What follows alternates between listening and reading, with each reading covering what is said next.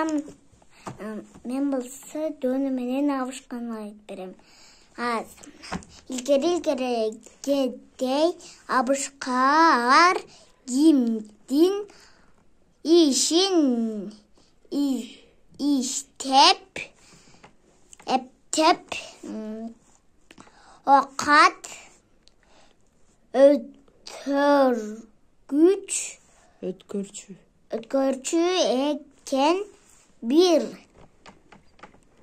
күнү жолдон жумуртка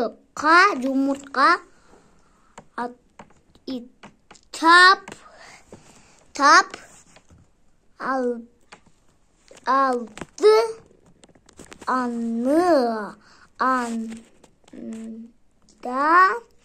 андан ары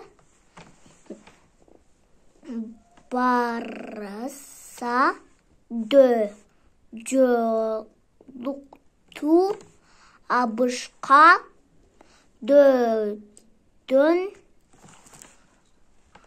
айбай коркуп бирок ошол замбат амал ойлоп давным-давно жила-была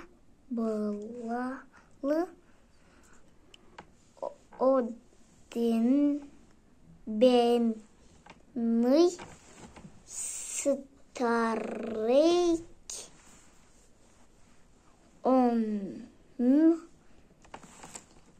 эле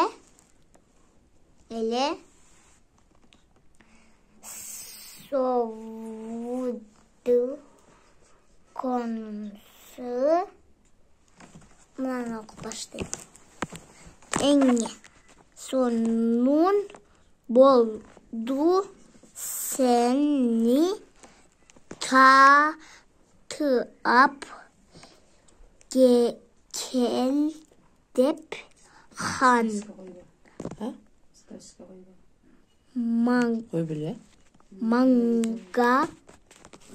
мага